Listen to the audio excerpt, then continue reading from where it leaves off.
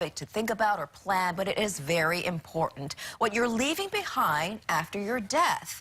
Here to talk to us about the first steps is attorney Kanani Makaimoku, partner at Sterling and Tucker. Good morning and welcome. Good morning. Thank you for having me. Thank you for being here. It isn't easy to talk about it, but again, it is very important for your family and friends to know what's going on and what will happen. So what is the difference between a revocable living trust and a will? Well, a lot of people are familiar with the idea of a will. When they hear estate planning, they think, I need a will. But a revocable living trust is a document that you set up during your lifetime. You may transfer assets to this trust, such as your real estate, your bank accounts, and you name a successor trustee who is going to step in and manage your funds for you, distribute the assets upon your death. A will, by contrast, is also set up during your lifetime. However, it doesn't really kick into effect until your death.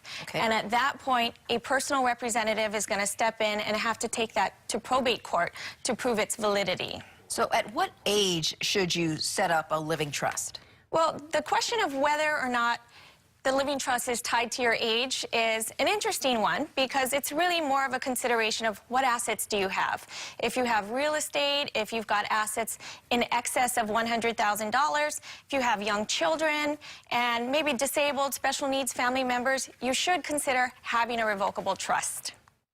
And then is it too early to ever start one? Say if you're in your 30s or 40s, some people don't even start it until, you know, maybe they're looking towards retirement. Yeah, I would say it's never too early if you have the assets and you have young children and you're concerned about what will happen with them at the time of your death. It's never too early to plan ahead. And then when setting up an estate plan, what documents are usually prepared?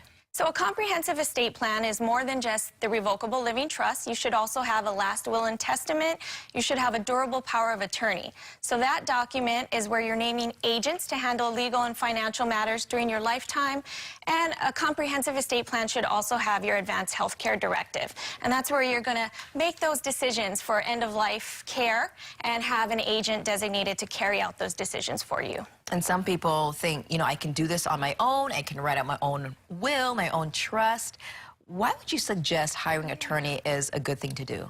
A lot of people have that feeling that this is something they can download from the internet and complete themselves. However, it may seem simple, but simple little missteps can lead to big problems. So you really should be working with an attorney in setting up your estate plan, and especially an attorney who specializes in this area of law, because there are a lot of tax considerations, laws, rules that they need to be aware of. What if you've already set up a trust or a will? When should you kind of revisit it, go back to look for any possible changes you might need to make? That's a good question. I think oftentimes people think, I set up a trust, I set up a will, I can just forget about it. Right. But it's really something you need to revisit every now and then. So we suggest at our law firm, maybe every 3 to 5 years, take a look at the documents, sit down with your attorney, and take a look and make sure everything's in order, because the laws change. You know, a trust that may have been suitable in 1999 is not quite as suitable in 2019, and we want to make sure it's all seamless upon your death.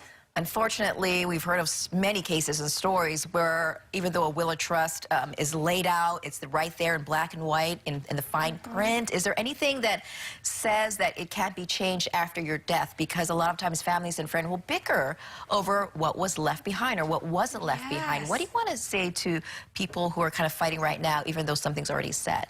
Is there anything that can be done? Well, as far as what can be done, it really depends on the document itself, but most revocable trusts do become irrevocable upon the death of the individual who established that trust. In other words, nothing can be changed. However, the trust may address issues like mediation, arbitration, some sort of method of resolving issues without necessarily having to go to court. And the hope is always that the family can get together and resolve that on their own. It's better for everyone that way. And it's good to have a discussion with family members and friends when you set these documents up to let them know what's coming up sometimes and what's being planned. Absolutely. All right. Thank you Great so much. idea. Kanani Makaimoku with Sterling and Tucker, thanks so much for joining us. Thank you. A very important topic. And again, we'll be discussing more about these topics and legal experts on hand to answer your questions for free. That's from 11 to 1 today. Tomorrow's a different topic. We will be talking about family law.